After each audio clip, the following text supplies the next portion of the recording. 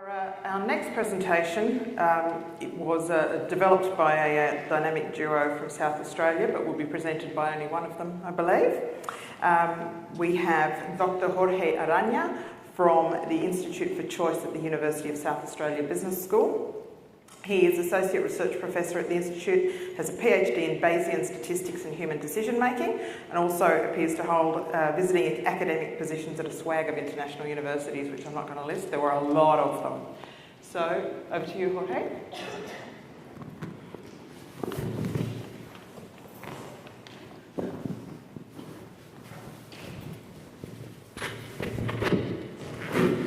Well, thank you very much. Let me tell you, I'm so excited to be here. I think this is probably the best conference I've ever been. I think this is just great, the way that you organize everything. So I have that question. Well, I have two questions. First, whether this is working. Yeah, first question solved.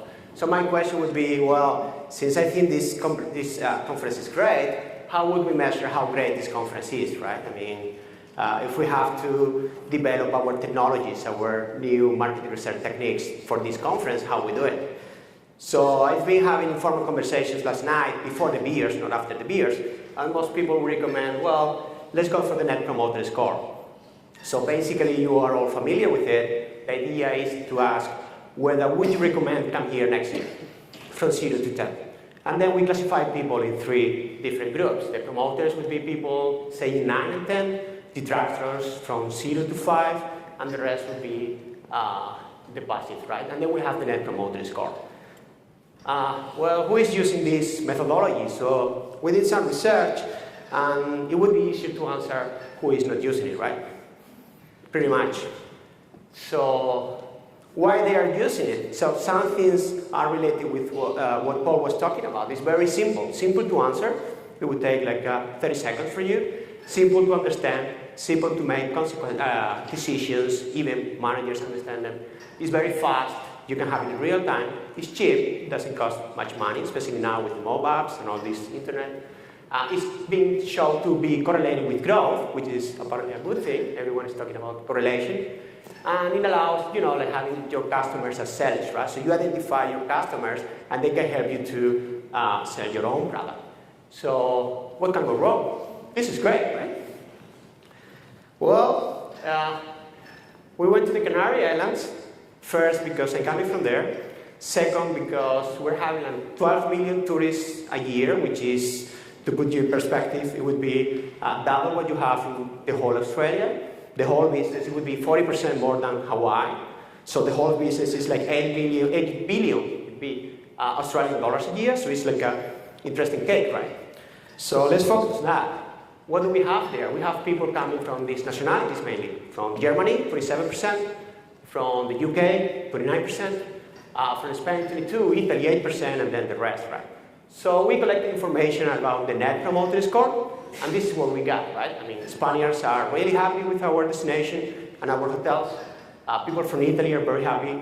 The British are a little bit not that happy. And Germans, they don't seem very happy with us.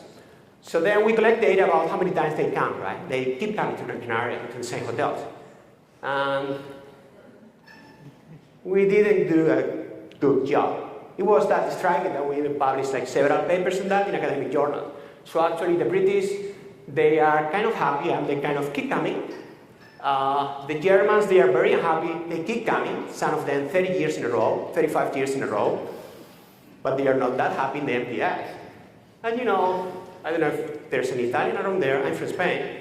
We tell them that we are really, really happy, but we barely come back, right? So apparently the MPS is very simple, it's fast, it's good, but it's not working, especially in these situations, right? So what to do? So we've been working on that for around 6-7 years. We have a lot of academic papers, so I was thinking how to explain all of this that my mom can understand, and my friends. So I thought that movies is a good way of explaining this, right? So 3 examples of why they're not working and some ways to fix it, right? So we're going to call our effects, rather than the technical terms, we're going to call it Woody Allen effect, Nicolas Cage effect, and Bridget Jones effect, right? Those are the things that are going on with the MPS, and we try to fix, right? The Woody Allen effect, I don't know if you know, this movie is called Annie Hall. So basically, they're both going to the psychotherapist at the same time, And you know, when you go to the psychotherapist, one question, how often do you have sex? That's the answer to everything, right? So Annie is saying, well, constantly, I think like 3 times a week. And Woody Allen says, oof, hardly ever, 3 times a week. So that's exactly the point, right? I sent you a lot of equations, but that's exactly our point. So when we ask them in this Likert scale, would you recommend? We have satisfaction, but we also are collecting information about expectations, the self-image that we want to project, our culture, our mood. So a lot of things going on that they are not related, correlated with behavior. That's what we want to do, and loyalty. The Nicolas Cage effect. I don't know if you came across this graph. It was viral, right? It was very popular a couple of years ago. So actually, that's real. If you collect all the data from the movies from Nicolas Cage during the last 15 years, and you collect all the data from the kids that die in swimming pools, you have almost 70%, which is exactly what the NPS is doing for our business. So what does it mean? I just check online, and there are 3 movies for Nicolas Cage coming the next year. So what does it mean? We have to be careful, right, with our kids next summer, because something is going to happen. Take home message. Correlation is not causality, right? We can have a lot of things that they are correlated, but they are not actually explaining what's going on. And finally, the Bridget Jones effect. Some research as well in academic journals. In 3 weeks' time, we will be all, most of us, drunk and trying to write something what Bridget Jones writing in her movie, which is the New Year's resolution list. And if you can see, it's the same list, 2009, 2010, 2011, 2012. And it's always lose weight in 2009, lose more weight 2010, lose weight again 2011, get fit next year, start up my boss, find a job in 2011. So 92% of the New Year's resolutions are going to fail. So people are telling us about intentions, but not about actions. What do we need? We need choices. We need real choices. And that's what we do at the Institute for Choice. So the main idea is to use choices to correct for all the problems that these scales have, right? So that's what we do. So we come to Australia, we collect data in 1 week with peer profiles, so thanks guys. It was last November, 2 weeks ago, and it was like a 10-15 minute survey. You can do it one-off, you can do it several times, but only one-off every year, or every time that something important happens is enough. What do? Basically, we have the features of the hotel in the big cities in Australia, the most important features. We ask people how do they feel about it, how much do they pay, and we ask them to choose between 3 or 4 hotels. And with that information, what we do is we can actually correct for the Woody Allen effect. Like this is one example of what we get. We put our names, right? So Simon is one colleague at the office, and myself. So you can observe there that the NPS is exactly the same, but if you look at the satisfaction levels, they are completely different, right? So the satisfaction levels that I have, they are higher, and the satisfaction level that Simon got. So in a simple graph, I think it would be easier to see here. What we're trying to get is that the Net Promoter Score, the scale that Simon got, is different than my scale. So if we incorporate here the hotels, the actual choices, actually Simon needs a 9 to go to Hotel A, and I just need a 4. So it's not the same to get a 9 for Simon to get a 9 for Jorge, because our scales are different. So what we do with the choices is actually rescale the Net Promoter Score, and we create a new score or new index. It's called Choice Satisfaction Index, because it's based on choices. But still, it's simple, easy to collect, and actually it has the properties that the NPS doesn't have. And then you can see the difference. There's a real difference between Simon, who is from Barrow, a nice village. I recommend to go there if you haven't been. And me, that I'm from the Canary Islands. More expensive, but I recommend to go to Canary Islands. So now you can spot the real difference, right? There's a real difference between Simon and myself. And our index is able to capture. More things. Well, you cannot also have a right measure, but you can actually get more out of it. You can actually get a dashboard in which you have the standard estimation would be what you have up there, the overall satisfaction index. You also have the importance of each one of the features, right? The stars, 2 stars, 3 stars. There's something about the people working with the dashboards can do even better than us. But then you can actually modify very easily the different features and get to know how to improve your index, right? How to get market share, how to get your customers to pay more money for the same room, and actually how you invest your money. So basically, we can say that the advantages can be at a two-dimensional level. We can actually see how can we improve the hotel satisfaction levels by changing some of the features, but also we have the willingness to pay. I mean, how much they will pay if we increase decoration, the level of decoration, the location, how much should I invest if I improve Wi-Fi, or if I improve the restaurant, should I get like one of these awards for a good chef? So actually, if you integrate that with the operations, you have an action plan. So actually, what you can put there is how much money do you have, or do you want to invest in your company? You say, well, I have $100,000. Let's put it there. So the model will tell you exactly, well, you should invest this amount in improving the bed quality, this amount in improving the restaurant, this amount in improving the Wi-Fi.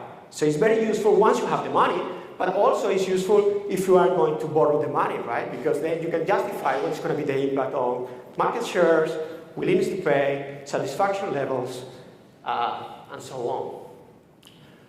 So basically, 30 seconds presentation would be that the NPS is good. Awesome. I need 30 seconds, so I have. The NPS, we think that is working well, and it's so popular because it keeps it simple, right? So our suggestion is to kiss our customers, right? Our clients. So keep it simple, but keep it sophisticatedly simple, right? From kiss to kiss. So it's still simple, still fast, still cheap, but actually it's actionable. Actually, we can get more out of it, and actually it's more accurate. So we even have the properties that the NPS doesn't have, and we have all the academic research to support the model. So thank you very much.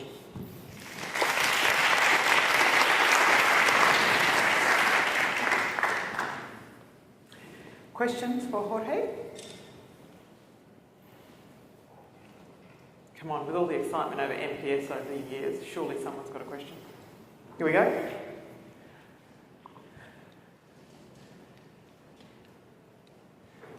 Thanks, that was great. I love a good presentation on why NPS is flawed. And I like what you're doing here in terms of just recognising that it's used by almost everybody, and who's not using it is a smaller number, and so you're just working with it. For a company where NPS doesn't currently exist, and you're walking in for the first time, would you even recommend? Would you recommend the recommendation measure? Or would there be some other better benchmark against which to do all of the other stuff that you've just described? Can I be a Spanish in my answer? You don't mind? So are you married? Yep. Okay, excellent. So your wife... I'll ask you at the break. Yeah. No, I mean, your wife comes to you with a new dress and asks you, do I look good in it? So what do you answer? You have your internal answer, right, between you two, and then you have your internal thoughts, right? So that's exactly the same. Some people use the NPS because they have to use it, because they are going to be evaluated based on that, or because someone wants to compare the results with others. So if you want to do that, it's simple, it's cheap, keep doing it, right? But if you really want to, keep in business for a long time, you really want to know what's going on. So my suggestion is to actually, tell your wife in a private to buy a better dress for her and convince her to take the other dress, right? So my question is, if you could choose the dress? I can't. I mean, if you don't have to be evaluated by that index, my suggestion is not to use it, right? But I understand. I mean, I don't want to break the pattern of people using it just because we know that theoretically, I mean, the properties are very fluffy. I mean, that you can get anything, and that's not real, right? But if you want to use it, but you have to be careful. You want to get things like what we get in Gran Canaria, right? I mean, if you are able to assume this, then you keep using it, right? But my suggestion is to use something more sophisticated and robust, right? That would be my answer. Okay. Any other questions? No? Okay. Thank you very much, Jorge. Thank you.